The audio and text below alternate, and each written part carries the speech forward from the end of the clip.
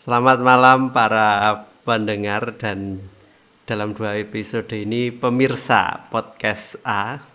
Malam hari ini kita kedatangan tamu istimewa. Sebelum saya perkenalkan tamu kita, saya mau cerita dulu, pengantar sedikit. Beberapa episode yang lalu kita membicarakan mengenai bekerja dari rumah, bahwa rumah itu bukan hanya tempat bangunan tapi juga perilaku, tatanan, pembagian, kebiasaan dan seterusnya yang menjadi tidak mudah ketika yang biasanya hanya untuk tinggal, hanya untuk istirahat itu tiba-tiba untuk bekerja juga. Itu di episode yang lalu. Setelah 2 bulan kita membatasi kegiatan dan tidak keluar dari rumah, akhir-akhir ini saya mulai berpikir lebih panjang, yaitu bagaimana kalau situasi ini berkepanjangan. Bagaimana kalau kita harus lebih sering tinggal di rumah seperti ini dalam 1 tahun ke depan, 2 tahun ke depan.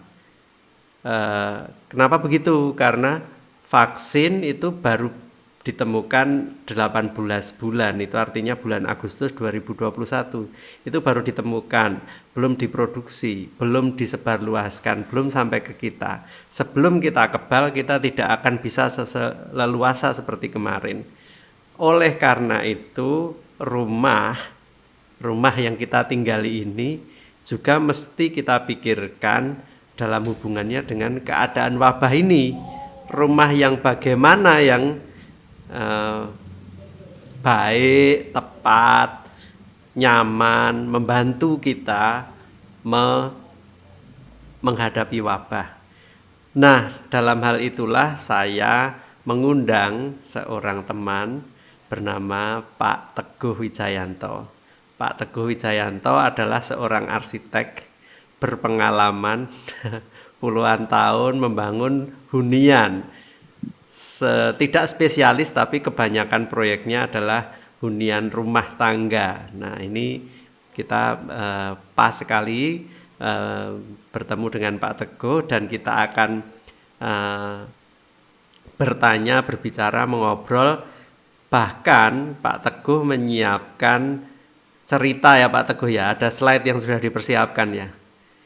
Iya, saya sudah siapkan. Baik. Saya persilahkan Pak Teguh cerita dulu, habis itu kita ngobrol. Monggo Pak Teguh. Mas Inong ini sahabat saya sejak kami ketemu di Sheffield. Jadi sebenarnya saya lebih tua, tapi saya lebih suka manggil Mas Inong. Iya. Jadi saya mengikuti apa yang dilakukan oleh Mas Inong membuat podcast itu. Saya tertarik sehingga menghubungi dia gimana ya, ada topik yang bisa saya sharekan ke situ. Jadi apa yang sudah di intro tadi sama Mas Inong, saya sebagai profesi arsitek itu saya lulus tahun 97, itu mendengar peristiwa ini itu, mengalami peristiwa ini itu ada plus dan minusnya, karena kita kan tidak tahu bahwa kok bisa ya ada tahun 2020 pas waktunya tahunnya itu tahun bagus 2020, ada COVID, banyak orang yang meninggal dan sebagainya. Terus sampai saat ini pun saya sendiri itu sudah mulai dari lulus sudah bekerja, ada ikut orang maupun bekerja sendiri, mendesain bangunan, khususnya rumah tinggal. Dari situ nanti pada sesi ini saya mempunyai slide yang akan saya share supaya waktu kita nggak terlalu pembicaraan kita nggak ngelantur, nggak ke kanan kiri. Begitu kira-kira ya Mas Inong ya. Monggo guys. Ya, oke. Jadi sangat menarik sekali tadi yang sudah dibuka oleh Mas Inong, dikasih judul Rumah dan Wabah. Di sini saya membuat sharing beberapa slide supaya kita bisa belajar bareng. Bahwa saya punya keywords bahwa nanti yang akan kita bicarakan adalah tentang profesi arsitek pada masa COVID-19 ini. Kemudian yang kedua adalah case study. Case study-nya itu berupa evaluasi desain yang saya lakukan tahun 2014, kemudian saya evaluasi di tahun 2020, apakah bisa sedikit sharing untuk menjawab desain saya itu cocok nggak apabila si penghuni itu terkena wabah. Ini apakah siap rumahnya itu? Begitu kira-kira ya Mas Inong ya. Ya, Oke, saya lanjutkan lagi. Di mana arsitek itu sejak awal, sejak dia sekolah itu memang banyak belajar berbagai hal. Sebenarnya pembelajaran itu bukan dari hal yang baru, tetapi hal yang lama terus diperbarui. Itu saya mengambil dari beberapa buku, yaitu antara lain rekan-rekan seni maupun arsitek sendiri itu tidak tidak akan lupa apa yang namanya Vitruvius. Vitruvius sendiri itu sudah ada 15 before century, jadi waduh tua banget. Dan buku yang saya dapatkan itu saya download itu bahasanya bahasa Mas? Yang bahasa Latin bukan? Latin, ya betul. Kemudian berkembangnya waktu, kita juga pasti tahu seseorang yang sangat terkenal dengan berbagai macam produk lukisannya, yaitu siapa lagi kalau bukan Leonardo da Vinci. Dan di bukunya itu dia membuat sebuah buku tentang The Vitruvian Man pada tahun berapa itu, abad 14 lah, 1490. Dan perkembangan selanjutnya diteruskan oleh siapa yang tidak kenal dengan Le Corbusier, seorang arsitek terkenal yang dari Perancis. Banyak karya-karyanya yang bisa dilihat di internet sekarang, itu Anda bisa lihat di sana. Itu dia menyebutnya perkembangan tentang human body, artinya bicara tentang skala manusia itu dia menyebut modular. Kemudian dari buku tersebut yang bisa kita baca itu dari terjemahan jadi dari buku yang lama Vitruvius itu diterjemahkan oleh seorang profesor dari Harvard dan diterbitkan oleh Harvard University Press itu kurang lebih sekitar 1914. Di situ Anda bisa lihat bahwa seorang arsitek kalau terjemahannya bebas ya, dia diperlengkapi dengan sebuah pengalaman knowledge. Kemudian banyak hal yang kita tahu bahwa arsitek dulu itu ya craftsman, ya seniman dan sebagainya. Jadi banyak hal yang harus dia pelajari sehingga dia bisa disebut sebagai arsitek gitu. Kemudian berikutnya buku-buku yang terbit itu oleh muridnya si namanya Herbert Langford Warren, itu adalah juga sekolah di Harvard, meneruskan cetakan berikutnya dari Profesor Morgan. Dari situ yang bukunya yang terkenal dengan 10 Books on Architecture itu salah satu chapternya di situ adalah membahas pada chapter keempat itu The Site of the City. Di situ menjelaskan dengan kaitannya dengan masa sekarang itu sebenarnya orang-orang dulu itu sudah belajar atau mempersiapkan atau memprediksi, karena kan ada ilmu yang dulunya hanya mengira-ngira bumi itu atau bulat atau enggak. Sama arsitektur pun juga begitu, pemilihan lokasi, kemudian berbicara tentang matahari, bicara tentang musim, kemudian bicara tentang berbagai hal, skala dan proporsi dan sebagainya. Begitu kira-kira. Nah, setelah saya mendapat pendidikan arsitektur itu lulus kurang lebih sekitar 97, berarti cukup tua ya. Berarti saya sudah berkecimpung di dunia arsitektur itu lebih dari 20 tahun. Nah, pada waktu saya menerima proyek itu kebanyakan arsitek itu melakukan step by step. Mulai dari Anda bisa lihat di screen itu, mulai dari dapat klien itu bisa teman sendiri paling gampang, atau dari teman kita yang merekomendasikan, itu loh saya punya teman arsitek, kemudian kita dikenalkan. Jadi sebenarnya jarang sekali arsitek itu beriklan. Jadi dia besar itu biasanya dikenalkan dari teman. Dan dari situ itu setelah kita bertemu dengan klien itu, kita namakan prosesnya adalah client brief. Jadi dia mempunyai keinginan, impian tentang sesuatu. Misalnya ini kita membahas tentang rumah. Jadi di situ proses berikutnya setelah kita menerima brief, dia butuhnya apa, ruangnya berapa, ruang tidurnya berapa, kemudian dia punya pembantu apa enggak, punya anak berapa, kemudian dia hobinya apa, banyak hal. Terutama dia usianya berapa, kemudian dia kepingin apa stylenya, biasanya seperti itu. Kemudian dari data yang kita ambil itu, kita melakukan, singkat ceritanya itu ada 3 hal, yaitu tentang building analysis, kemudian site analysis, dan human activity. Dari situ gabungan irisannya di tengah adalah sebuah idea atau solution, itu yang kita namakan sebuah design. Nanti kita bisa tanya jawab lagi kalau ada proses itu. Nah, kemudian itu kan dalam kondisi normal, profesi arsitektur dalam kondisi normal. Padahal sekarang itu ada wabah. Wabahnya itu bukan nasional, tetapi seluruh dunia. Jadi kita sebut dengan pandemi.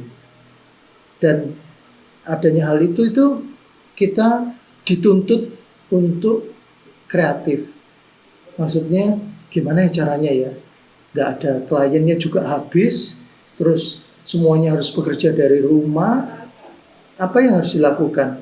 Sampai saat ini pun saya hanya mengerjakan proyek itu dari yang kenal aja. Kalau nyari yang baru, sulit minta ampun. Karena pada dasarnya tadi saya bilang di awal adalah kita harus ketemu muka dulu secara physically, bahwa ini toh dedeknya Mas Inong, dedeknya Teguh kayak begini. Dari omongan kita ketemu itu, kita bisa tune in apa enggak, chemistry-nya dapat apa enggak gitu. Apalagi berkaitan dengan masalah istilahnya professional fee.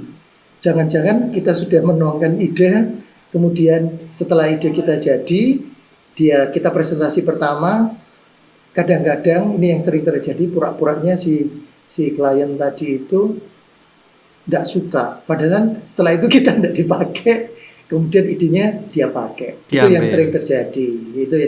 Jadi saya mencoba membuat suatu pemikiran, ide dan gagasan bahwa apa yang dilakukan step by step grafik atau istilahnya di atas itu saya tambahin sendiri di bawah, yaitu saya membuat bahwa desain strategi, saya menambahkan teknologi, kemudian komunikasi itu kita harus membuat sebuah opportunity.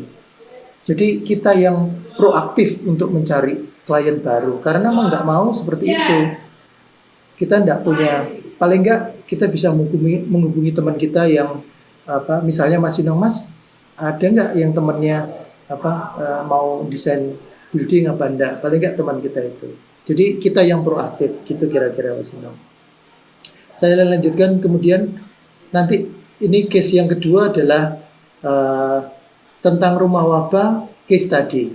Dari sini mungkin ada pertanyaan dari Mas Inong atau ada diskusi yang perlu ditanyakan. Masuk dulu ke rumah dan wabah ini supaya kita punya gambaran konkret. Ya, oke. Pada waktu saya diberi kesempatan untuk sharing ini, saya agak mikir juga gimana ya caranya dalam waktu singkat 2 hari atau 3 hari Mas Inong untuk kita mau podcast ini. Aduh, topiknya ini menarik, tapi gimana caranya supaya audiens itu kita bisa belajar bareng. Dan saya sharingkan itu bukan hanya ngomong, tapi bisa nggak ya cara seperti ini saya lakukan untuk sharing pada waktu wabah ini. Jadi saya ambil case study mengevaluasi desain saya yang saya lakukan di 2014. Kenapa saya ambil desain 2014? Ini kisah menarik. Jadi dulu pada waktu saya menemani istri saya sekolah PhD di University of Sheffield di Inggris, saya berkenalan dengan seorang teman di sana. Jadi pada waktu perkenalan pun sebenarnya dia harusnya tidak percaya dengan saya, wong baru kenal kok. Tapi berjalan waktu, si Mas ini tertarik karena pada waktu mau pulang mau membuat sebuah rumah dan sebagainya. Nah, ini adalah hubungannya begini, saya cerita dengan profesi arsitek yang harusnya dia itu kalau ketemu klien, setelah itu dia akan memeriksa ke onsite, ke lapangan untuk melihat bahwa ternyata lingkungannya itu kanan kirinya seperti ini. Kemudian dia di ketinggian berapa, topografinya seperti apa. Kemudian cara aksesnya masuk ke sana seperti apa. Kemudian potensi site-nya di situ apa aja, apa ada ini dan sebagainya. Itu tidak saya lakukan. Tetapi semua informasi itu berasal dari klien yang sama-sama kita tinggal di UK, di Sheffield, yang jaraknya kurang lebih sekitar 14 jam dari Indonesia naik pesawat. Ini paling enggak istilahnya mendekati lah, modeling ini mendekati untuk bisa dijadikan diskusi kita. Ya banyak pro kontra, tapi saya mencoba membalikkan teori gaduk katanya. Oke. Ya dari sini inilah yang saya temukan supaya gampang memahaminya itu gambar di sebelah kiri dibandingkan sebelah kanan. Coba di sebelah kiri itu adalah kondisi normal, di mana orang yang gambarnya hitam putih itu adalah kondisi normal, dia sehat, dia bisa bercengkerama dengan keluarganya, dengan tetangganya, jalan di taman, di teras, di pedestrian, kemudian banyak mobil itu di situ. Itu jangan dilihat bahwa mobil merah itu terkena penyakit, ya enggak, supaya tahu bahwa itu ada mobil, ada motor yang di public road. Yang sekarang kita enggak melihat, jarang dengan adanya PSBB ya Mas Inong ya. Enggak. Nah, dari kondisi yang di kanan itu adalah kondisi pada waktu mengalami pandemi. Nah, kalau mengalami pandemi atau wabah itu, kalau kita yang confirm jelas tidak mungkin tinggal di rumah. Pilihannya adalah ke rumah sakit. Kemudian kalau PDP ya Mas ya. Ya, PDP itu adalah pasien dalam pengawasan. Artinya kalau dia mempunyai daya tahan tubuh baik, berarti dia bisa menjadi ODP. Tetapi kalau buruk, dia masuk ke confirm. Jadi kayak PDP itu seperti yang di Wisma Atlet yang sekarang dilakukan oleh pemerintah. Kalau yang di rumah sakit khusus itu adalah yang di confirm. Nah, di sini saya mengambil contoh itu untuk yang ODP, orang dalam pengawasan. Artinya dia nggak perlu ke rumah sakit karena di tempat rumah sakit sendiri sangat terbatas, bednya terbatas dan sebagainya. Dan itu saya mencoba untuk sharing apakah rumah saya bisa mewadahi kalau kita keluarga itu mengalami ODP. Jadi istilahnya itu isolasi mandiri. Oke? Nah, dari situ nanti kita bahas tentang zoningnya gimana, sirkulasinya gimana, organisasi ruangnya gimana, masanya gini dan sebagainya. Oke, selanjutnya. Nah, ini saya cerita tadi. Coba lihat, bayangin. Ini adalah Kepulauan Inggris ke Indonesia dan lokasinya itu di daerah Yogyakarta lah, samping Yogyakarta. Itu saya kasih note-nya di situ. 2014 dan sekarang 2020. Ya kebetulan aja saya bisa mengalami peristiwa dunia. Bisa diceritain ke anak saya, ke cucu saya mungkin kalau saya misalnya sudah mati duluan. Nah, brief yang diberikan oleh oleh klien itu ya ini Anda bisa lihat mengenai luas tanahnya berapa, kemudian batasnya arah orientasinya itu apa aja, kemudian batasnya dengan orientasi itu arah utara, selatan, timur, barat itu seperti apa. Kemudian saya minta foto lokasinya itu sebelah kiri bawah seperti itu, jadi seperti hutan. Nah rasanya kan kepingin loh, kok bisa bagus ya, sebenarnya ada potensi enggak kok orangnya bisa milih di tempat ini. Ya sudah, karena jaraknya jauh kan, berarti sama seperti kayak kita pandemi kan, kalau kita punya klien terus hanya dikirimin seperti ini, kira-kira bisa enggak. Kebutuhan ruang yang dibutuhkan yaitu 2 lantai dengan luas maksimal 100 meter persegi. Kamar tidur ada 3 untuk orang tua, kamar mandi WC dalam, untuk ruang tidur anak, ruang tidur tamu, dapur besar. Udah cukup ini saja. Kemudian yang saya lakukan setelah data itu dapat, kira-kira apa ya yang saya bisa dengan melihat data yang dikirim itu, oh iya, berarti ini potensinya adalah masih hutan-hutan, kemudian udaranya segar, di situ ada sungai. Itu arsitek diajar untuk membayangkan seolah-olah dia ada di tempat itu. Nah, sudah membayangkan di situ, oh berarti orientasiku itu lebih bagus, view-nya itu ke arah sungai. Berarti bukaan itu harus banyak ke arah timur. Yang barat itu di depan rumah. Wah, ini jadi problem juga. Berarti saya menaruh semua fungsi ruang itu, servis itu harapannya di barat, supaya bagian arah timur itu nyaman dari segi kenyamanan. Dan kemudian saya mencoba sebuah modeling menggunakan aplikasi SketchUp. Anda bisa lihat dari monitor itu adalah side-nya di sebelah kiri, yang sebelah kiri sini.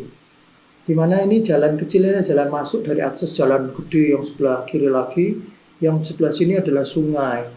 Luas areanya adalah 308 meter persegi. Orientasi utara selatan seperti itu. Kemudian saya membuat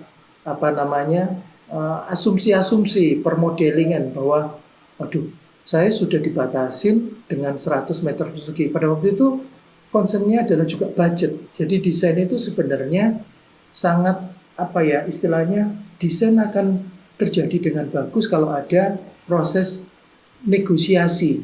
Negosiasi itu artinya kita berdiskusi dengan klien bukan sebagai orang yang kita sok tahu tapi enggak, tetapi sebagai partner untuk tahu bahwa dia butuh ini, arsitek punya ide ini, kita gabungkan, dan irisan itulah yang menjadi istilahnya hal yang oke. Arsitek oke, klien itu nanti yang jadi bakal penghuni itu akan merasa terwadahi kebutuhannya. Jadi waktu itu budgetnya memang dikunci, artinya nggak banyak. Coba bayangin luas dengan 308 itu, wah bisa bagi saya aja, rumah saya 200 meter persegi. Rumah klien saya 300 meter persegi. Wah, ini berarti saya bisa berimajinasi banyak karena luas ruangan. Tapi enggak, saya sudah dikunci di 100 meter persegi. Jadi ketemunya adalah 68 itu adalah konsekuensi yang ketemu di tengah. Kalau lebih kecil dari itu nggak nyaman. Kalau lebih besar dari itu adalah boros. Nah gitu. Sehingga BCR itu singkatan dari building coverage-nya itu areanya saya pakai kurang lebih sekitar 50%. Sehingga ketemu adalah kurang lebih sekitar 68 meter persegi.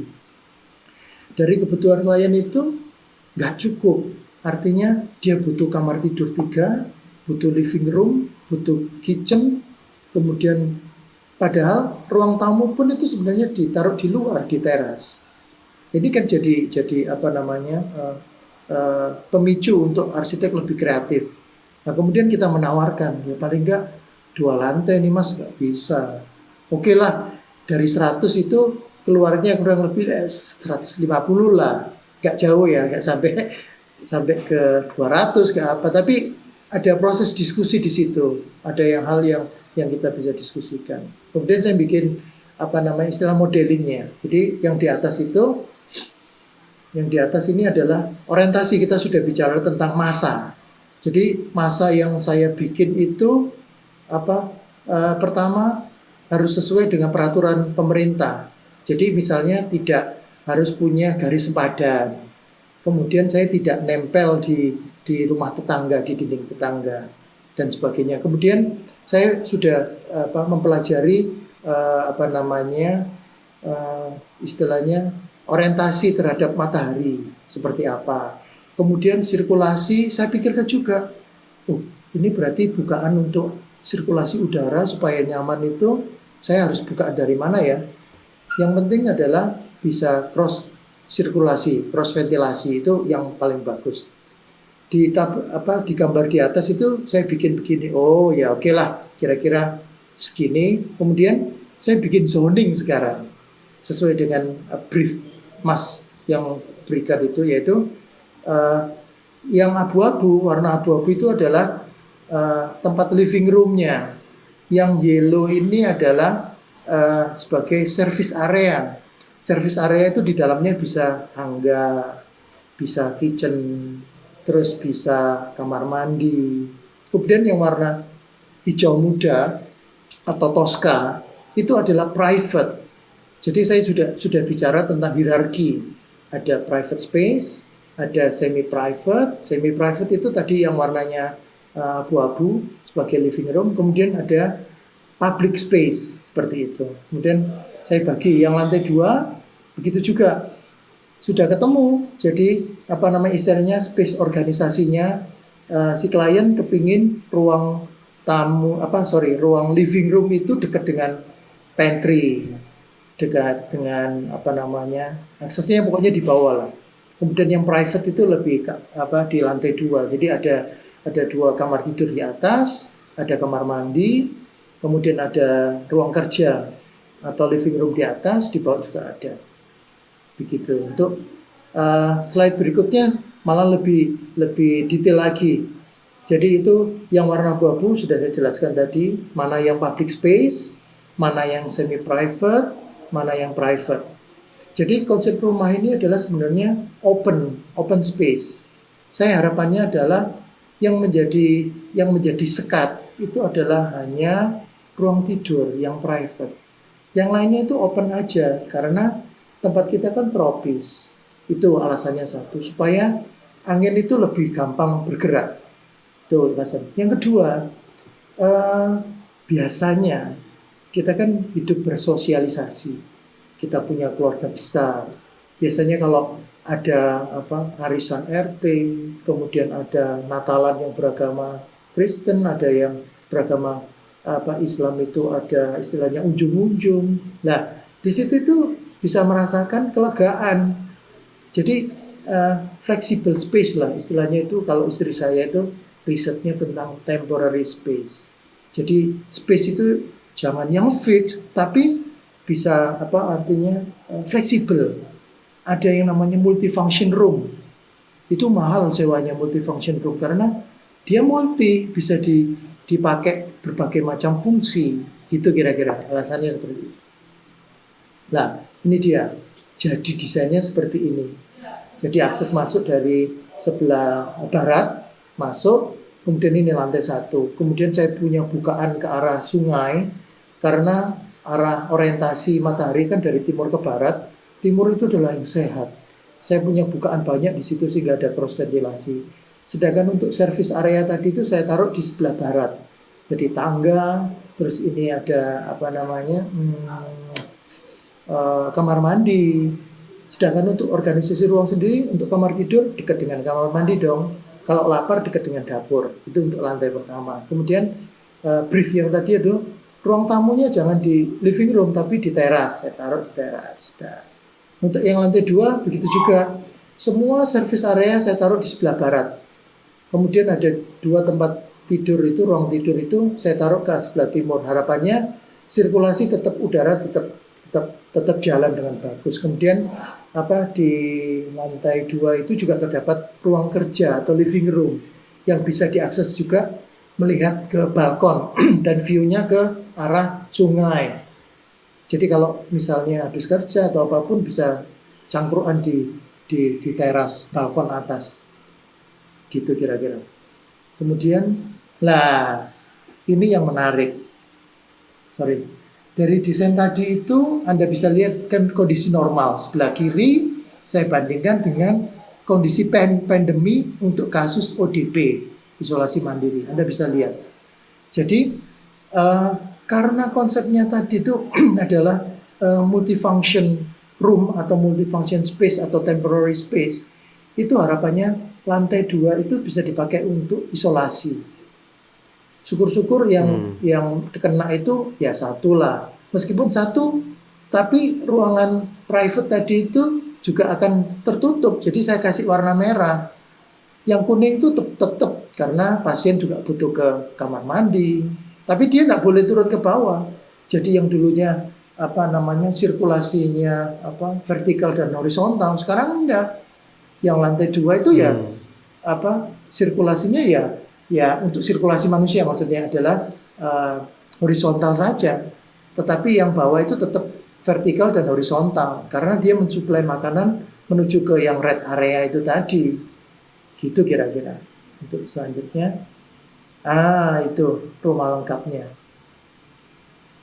Oke, ini ada sedikit animasi, mungkin 2 menit nggak sampai. Saya lihatkan ya, Mas Inong ya. Ya. Nah, ini kita lihat mulai dari atas, kemudian ke arah timur. Anda bisa lihat itu bahwa semua bukaan ke arah timur. Kemudian ke arah selatan. Dan rumah itu secara masanya tidak nempel di dinding tetangga. Jadi ventilasi udara sangat bagus sekali. Nah, ini masuk dari rumah dari arah barat. Masuk, itu teras adalah sebagai ruang tamunya yang sifatnya adalah informal, nggak formal banget. Kemudian masuk ke living room dekat dengan pantry, dan dari pantry gitu bisa lihat langsung ke arah view yang bagus. Itu ada living room di bawah. Harapannya kita bisa barbecue di situ. Nah, ini adalah ruang kerja yang bisa diakses menuju ke balkon. Nah, itu bisa dilihat itu dari lantai 1, lantai 2. Kemudian penutup atapnya sebenarnya saya pakai penutup atap pelana. Nggak perlu talam sehingga nggak bocor. Berarti kita akan membicarakan mengenai topik kita malam ini, rumah dan wabah, melalui contoh tadi yang dievaluasi dengan cara baru, dengan cara sekarang keadaan wabah ini. Tadi saya sempat mencoba mengingat-ingat secara cepat gitu ya beberapa hal yang perlu diperhatikan dalam membuat rumah. Misalnya tadi sudah disebutkan Pak Teguh organisasi ruang. Yeah. Nah, Pak Teguh, dulu ketika bikin rumah itu kan nggak ada bayangan akan ada wabah, bahkan tidak mengantisipasi kebutuhan itu. Betul. Ya kan? Betul. Nah, sekarang seandainya Pak Teguh menghadapi brief yang sama, ini ada pekerjaan bikin rumah, tapi di tengah wabah, apa yang baru Pak Teguh? Dengan pertimbangan keadaan baru itu apa yang berubah dari desain itu kalau seandainya itu diulang? Benar Mas Inong. Itu dari hal tersebut, itu dari musibah kita selalu belajar.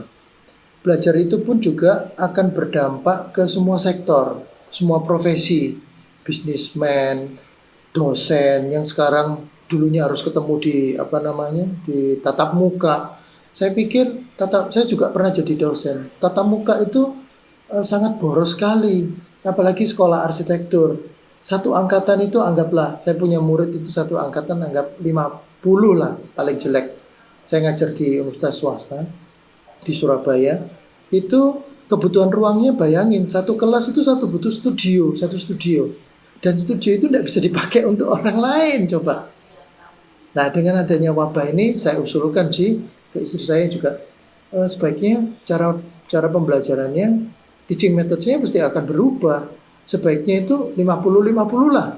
Sehingga kita nggak usah bayarin, artinya nggak usah bayarin listrik gedung dan sebagainya. Itu kira-kira. Nah, untuk kasus ini, kalau saya menerima klien baru dengan kondisi, ada hal yang perlu saya tambahkan, yaitu tentang pemilihan material. Material bangunan itu lebih ke arah detail ya Mas ya. Contohnya ada, pada waktu pandemi ini kan kita sudah harus dibiasakan untuk cuci tangan.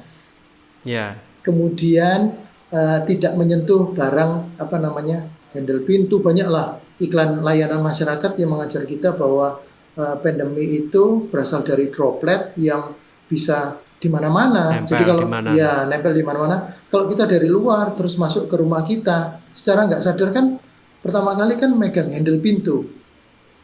Nah, dulunya itu nggak ada karena handle pintu itu harganya mahal. Coba bayangin, handle pintu standar aja itu paling murah brand jelek 150.000. Kalau sudah mulai ada brand, misalnya brand apa ya, sebanyak brand lah, pokoknya sudah mulai brand itu, handle pintu utama itu bisa sampai jutaan. Itu kita belum bicara model. Berarti dengan adanya pandemi ini, besok kalau saya mendesain itu, handle pintu itu nggak boleh yang dipegang, tetapi cukup didorong. Kalau kunci kan bisa pakai istilahnya smart. Kan kita kan sekarang sudah mengenal tentang smart house, smart building. Bisa aja pakai retina kita melihat gitu tuh udah buka, tinggal kita dorong pakai siku kita. Tapi itu mungkin mahal, tapi mungkin pakai fingerprint kita. Gitu itu udah lock tanpa kunci muter gitu. Tapi kita nggak menyentuh handle, hanya cukup mendorong. Berarti kan yang perlu diperhatikan adalah handle pintu. Kemudian sistem istilahnya itu apa sih? Tempat pengaitnya pintu itu loh Mas. Apa ya? Nah, engsel. Ya, engsel itu kan dulu hanya satu sisi. Jadi kalau kita membuka rumah kan selalu ke dalam kan, setelah kita dari luar. Nah ini enggak. Jadi bisa luar bisa dalam. Jadi kalau kita keluar bisa didorong. Gitu kira-kira. Kayak pintu bar koboi ya. Koboi namanya ya. Tapi yang mungkin desain yang lebih baru lebih bagus. Harapannya kemudian setelah kita masuk rumah, habis itu kan biasanya ke kamar mandi, ke sink.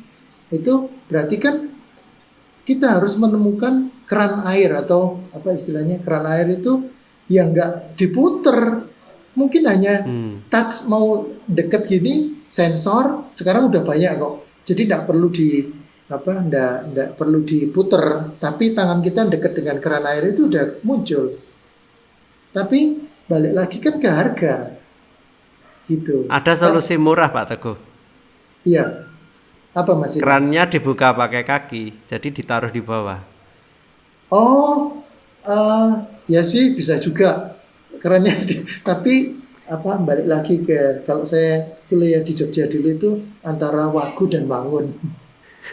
Nah, jadi menuntut arsitek itu juga bicara tentang estetika dan fungsi itu kalau bisa jalan bareng. Jadi nanti kalau sudah ada desainer yang berpikir tentang itu akan dibikin wangun Pak Teguh. Sekarang kan baru ide. Betul. Ya, bisa jadi dibuat dua. Jadinya kalau malas pakai kaki ya pakai tangan yang pakai sensor itu. Betul, itu masuk akal itu. Jadi seperti itu. Yang kemudian adalah benar-benar yang harus diperhatikan memang sirkulasi udara. Sirkulasi udara sangat penting sekali karena kebanyakan rumah itu kalau punya tanah 100 meter persegi, 200 meter persegi, 300 meter persegi itu ya dibleki, maksudnya dibleki itu dipakai semua 70%, 80% tanpa ada mempertimbangkan garis padan. Padahal pemerintah membuat aturan itu adalah untuk kebaikan penghuninya. Itu benar-benar harus diperhatikan. Dan kemudian orientasi sangat penting.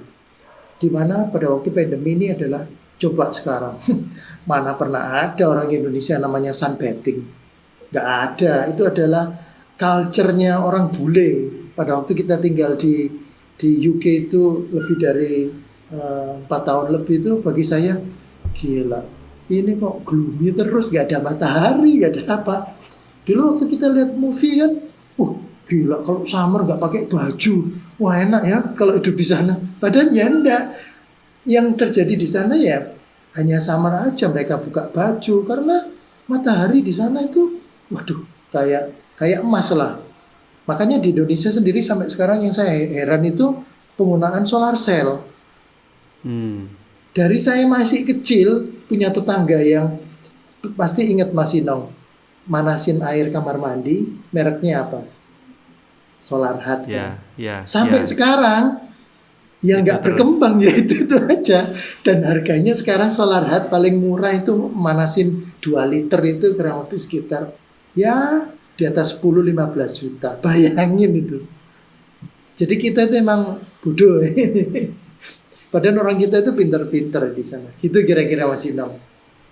Jadi Saya mau menggarisbawahi yang soal ini tadi Pak Teguh, soal ya, sirkulasi udara. uh, Eh, ada satu penelitian yang baru saja saya baca di Wuhan, itu menemukan bahwa eh, mayoritas penularan virus corona atau SARS-CoV-2 itu di atas 80% itu terjadi indoor, di dalam ruang. iya, Dan betul, setuju. persis persoalannya adalah di satu sisi itu sirkulasi udaranya Betul. tidak terjadi, bukan berarti tidak baik ya. Kalau Iya, dilakukan iya, mungkin bisa jadi baik, tapi tidak ya, karena di sana waktu itu musim dingin tentu ruangannya ditutup, ditutup sehingga betul. Iya, iya, pakai pemanas gitu, udara pemanas. memang dicoba tidak bergerak.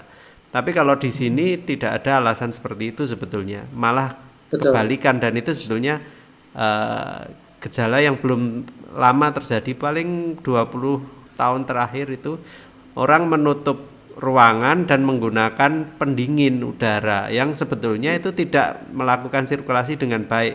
Kalaupun betul, terjadi sirkulasi, itu filtrasinya, penyaringannya itu ya nggak bakalan bisa betul, menyaring sempurna. virus gitu. Iya, iya, Memang iya, sebaiknya tetap udara masuk banyak dari luar, keluar banyak dari dalam rumah.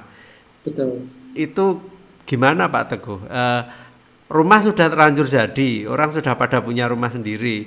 Tapi waktu bikin dulu kan nggak mikir kayak gini. Kalau sudah punya Betul, rumah yang seperti orang rata-rata miliki, dengan AC, dengan bukaan yang tidak terlalu banyak, apa yang bisa dilakukan? Dibongkar pasang bukaan atau gimana? Yang solusi murah iya, meriahnya. iya. Sebenarnya solusi murah meriah itu kita arsitek itu enggak melulu harus dibayar mahal, enggak. Kalau orangnya itu memang nggak mampu, maksudnya dia butuh bantuan kita akan dengan sukarela kok. Meskipun ditraktir hanya secangkir kopi untuk menyelesaikan masalah tersebut. Sebenarnya banyak hal yang bisa dilakukan. Nah, yang jadi berat adalah kalau misalnya ini terjadi waktu pandemi dan kita kan nggak boleh ke sana. Nah, balik Ya, lagi dia harus buat video dulu, buat video seperti yang sudah saya skenario. Jadi mulai masuknya dari depan rumah seperti apa, terus data itu saya harus kumpulkan. Seorang arsitek itu sebenarnya 30% itu dia harus punya kemampuan riset. Kemudian berikutnya adalah komunikasi atau psikologi. Itu penting karena gimana ide kita itu dikomunikasikan ke seseorang itu bisa dipahami. Seperti kasus tadi Mas Inong bilang bahwa sekarang ya sudah kondisi rumahnya sudah seperti itu. Ya saya minta, saya udah punya guidance untuk apa aja yang saya butuhkan. Misalnya, tolong saya buatkan video. Kalau video kan murah, bahwa sekarang kan bisa pakai apps maupun apapun lah. Itu orangnya untuk syuting mulai dari masuk ke kamar seperti apa, atas bawah dan sebagainya. Kemudian saya buat modeling. Dari modeling itu saya bisa bikin bahwa ternyata ini ada potensi yang bisa tak buka di sini. Segala problem yang terjadi di building itu bisalah diselesaikan. Yang jadi masalah adalah setelah itu kita kita apa solusi dapat kan, itu kan baru ide. Lah yang Ya, eksekusi siapa? Kalau pandemi gini, misalnya kita datangin tukang, ya Mas Inong tahu lah kalau tukang, dia itu punya kekebalan itu luar biasa daripada kita. Mungkin dia sehat, tapi nggak tahu kalau dia carrier. Kita bukan menuduh, kan berarti kan kalau membetulin membuka apa merenovasi lah, minimal ada 3 tukang seperti itu. Kira-kira gitu Mas, apa gambarannya? Tapi bisa. ya. Jadi dijadikan rumah sehat itu bisa, bisa, sangat bisa sekali. Pertimbangan utamanya itu ya satu sirkulasi udara ya Pak Teguh ya. Betul, iya. Sirkulasi udara dan bukaan untuk mendapatkan Cahaya. cahaya. Cahaya itu sebenarnya ada dua Mas. Cahaya yang direct itu langsung dari matahari yang kita butuh kalau kita terjadi sekarang saat ini itu harus berjemur istilahnya. Terus sama indirect. Indirect itu cahaya yang tidak langsung, yang tidak kena maksudnya nggak membuat nyaman mata kita. Itu yang bagus untuk di ruangan. Tapi tetap dapat cahaya tapi indirect. Ya, Gitu kira-kira. pantulannya. Betul, pantulannya supaya kita tidak menggunakan apa namanya eh, energi listrik. Jadi istilahnya itu zero energy, bukan tidak pakai energi nol, maksudnya zero energy, tapi less energy. Jadi saya pernah waktu balik ke Indonesia, saya ngecek rumah yang klien saya tadi itu, saya sangat puas sekali. Jadi oh iya, harapan dari sebuah impian itu sirkulasinya dapat, keintiman pada waktu kita duduk di living room, terus saya membayangkan bahwa rumah itu adalah rumah saya. Jadi saya bisa duduk di dekat dapur tapi bisa lihat view ke sungai sambil bercengkrama di living room dengan anak atau saudara dan sebagainya, itu dapat semua. Kemudian saya ngecek ke atas, dapat yang perlu pertimbangan itu adalah memang sirkulasi udara di atas itu kurang menurut saya. Jadi nggak sepotensial di bawah. Gitu Mas Inong kira-kira. Ya, kemudian mengenai bahan-bahan tadi mungkin Pak Teguh bisa memberi masukan juga. Selama ini kan kita ya yang tersedia di toko bangunan aja yang kita pakai kan, tapi kita tidak punya pertimbangan mengenai apakah bahan tersebut bisa membunuh kuman atau malah justru memperlama kehidupan kuman yang ada di permukaannya, misalnya stainless steel, Oh iya, betul. plastik, Betul. kayu, Ya, ya, cat ya, gitu, ya, kaca yang ada aja gitu. Kemudian saya beberapa kali membaca studi gitu mengenai durasi Betul. Saya juga pernah lihat durasi itu. hidup ya Kuman, ya. kuman itu Kalau nempel di benda-benda ya berapa lama? yang direkomendasikan itu tembaga misalnya, dan Iya, itu sudah betul. menjadi pengetahuan di masyarakat kuno kalau bangunan-bangunan di Eropa Betul. itu kubah-kubahnya dari Tembaga. tembaga yang sampai warnanya hijau-hijau itu. Iya. Itu Betul. punya fungsi mematikan mikroba Iya. ternyata. Itu kalau digosok Dan jadi di sini bagus loh Mas. betul. Iya. Di sini sebetulnya dulu juga begitu, entah kenapa hilang gitu. Bahan-bahan yang dipakai di dalam rumah Tembaga. yang dari tembaga itu kok sudah nggak ada gitu. Waktu saya kecil masih ada Betul. beberapa bagian dari perabot itu dari tembaga. Sekarang nggak. Apakah terlalu mahal? Paling enggak dengan adanya pandemi ini kita belajar diingatkan lagi yang dulunya material itu pokoknya material yang ada di pasaran itu ya kita pakai, kita sesuaikan dengan harganya si klien itu butuhnya seperti apa, desainnya seperti apa. Tapi dengan adanya begini itu saya yakin dunia industri khususnya untuk produk desain pasti tidak tinggal diam. Dan juga selama ini sebenarnya informasi tentang material itu banyak, dan di Indonesia sendiri itu sebenarnya sudah bukan barang yang sulit dicari, tapi karena kita sendiri arsitek itu, kalau saya sendiri itu memang kesulitan karena saya nggak punya tim R&D.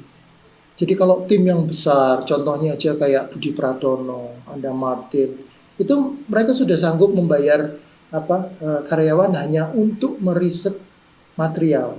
Saya yakin Hmm. biro-biro arsitek itu akan melakukan itu. Yang saya lihat di website itu, apalagi kelas dunia, contohnya kayak Rem Koolhaas, Big, kemudian Peter Einsman, pokoknya arsitek-arsitek yang zaman istilahnya the Big Five yang Amerika itu pasti dia akan memikirkan material itu lebih detail lagi. Kira-kira itu Mas Inong. Kayak tembaga itu kalau saya melihat sih mungkin hilang karena mahal Mas. Terlalu Mahal mahal ya, ya. mahal. Sekarang pun itu loh contohnya, tadi yang saya bilang keran air. Itu polesnya stainless steelnya itu Tipis enggak, sekali. iya tipis sekali. Rumah saya itu sudah ganti, padahal merek merek X yang terkenal itu paling tahan itu 1 tahun 2 tahun. Karena apa? Ternyata airnya itu mengandung apa istilahnya bahan Oh, kimia, membuat ya, korosi korosi, sehingga jadi rusak dari getas, dalam. rusak. Iya.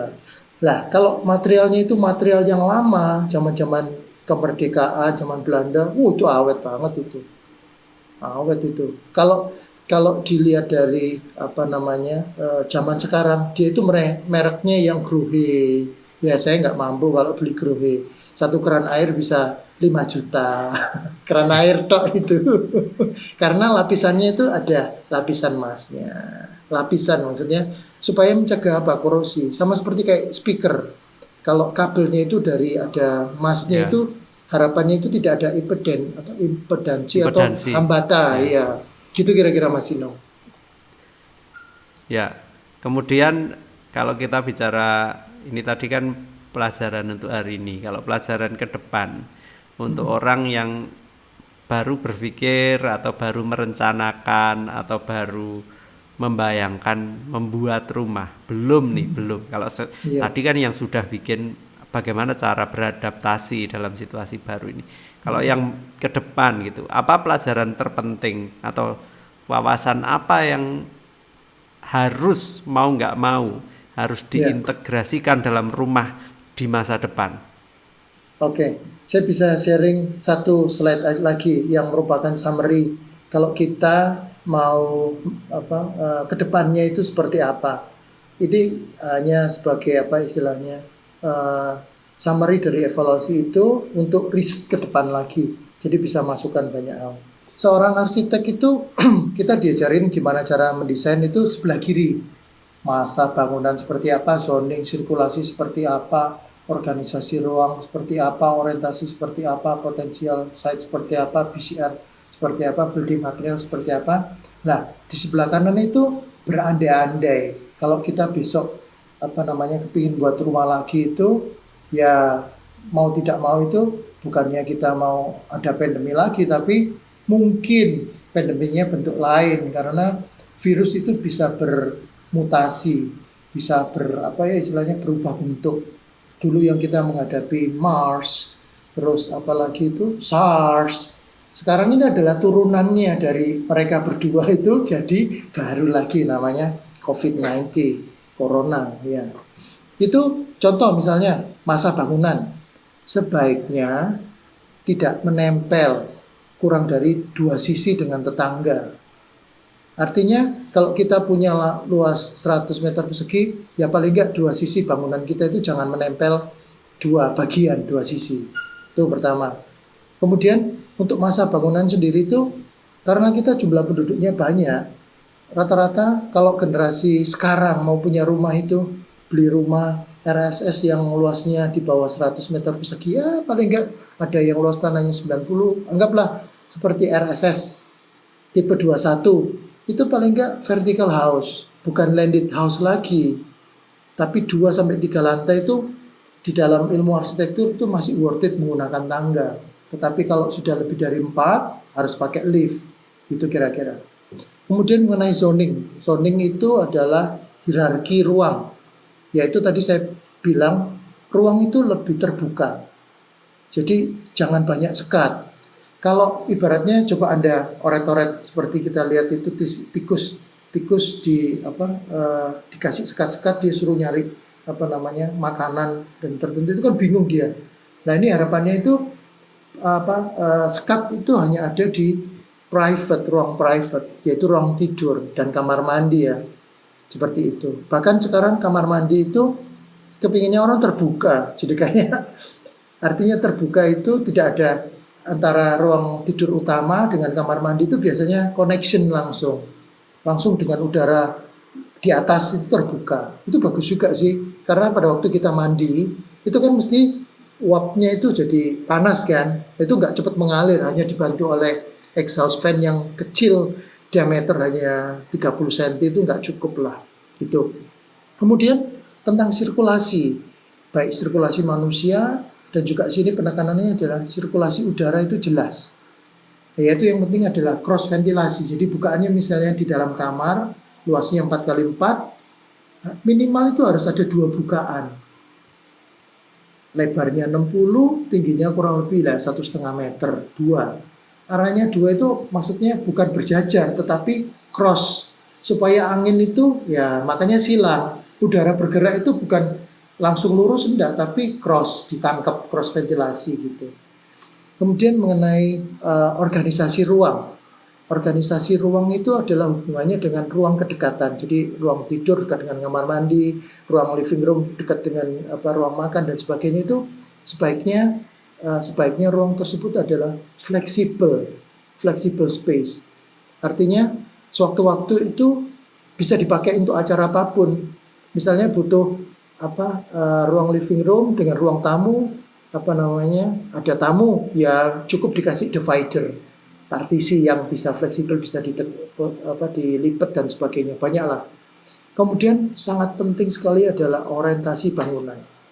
Orientasi bangunan ini biasanya kalau developer jual itu, yang dijual duluan itu arah barat, karena sangat sulit sekali menjual orientasi rumah mengarah orientasinya ke barat. Karena apa?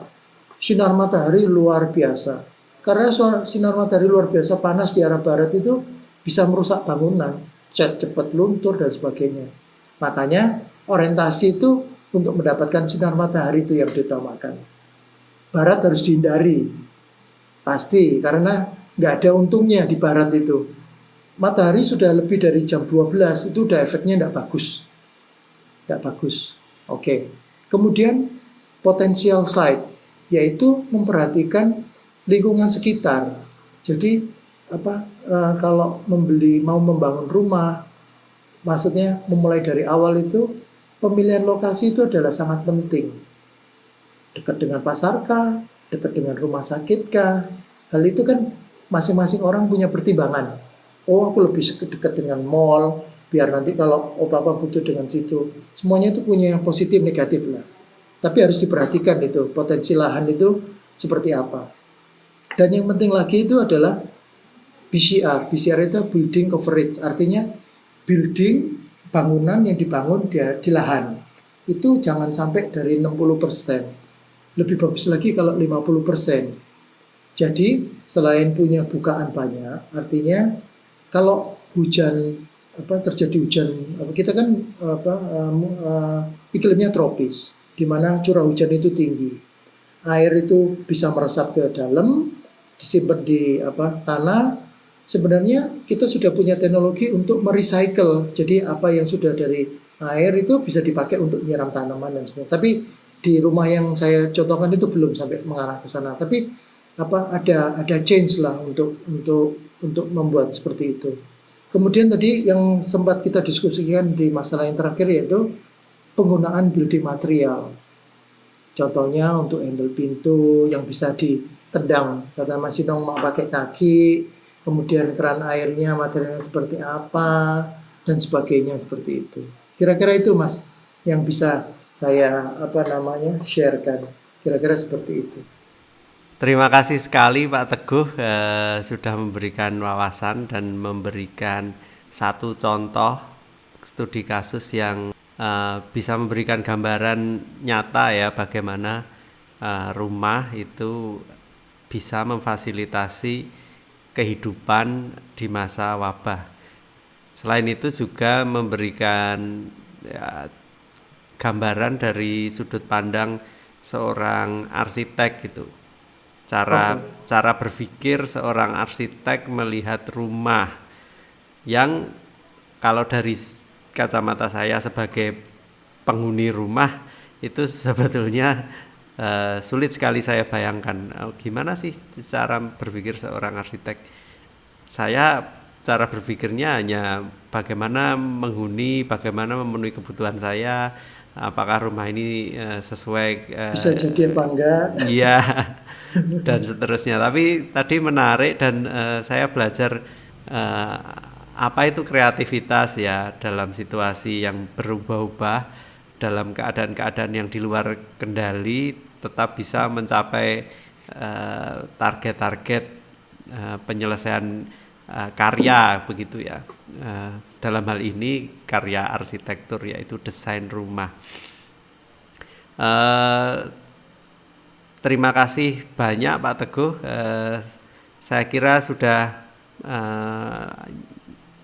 banyak yang kita bicarakan dari ujung sampai ujung, dari konsep-konsep dasar arsitektur, kemudian cara bekerja seorang arsitek, hasilnya seperti apa, dan bagaimana mengadaptasi hasil itu dalam situasi baru, pelajaran-pelajaran pentingnya apa saja. Saya harap edisi ini bisa memberi wawasan bagi teman-teman yang belajar pengorganisasian ruang. Baik kan tidak hanya mahasiswa arsitek saja, tapi mungkin desain interior, mungkin ya kan produk-produk yang ada di dalam rumah dan lain-lain. Sekali lagi terima kasih banyak Pak Teguh. Selamat malam dan mungkin ketemu lagi dalam episode yang lain.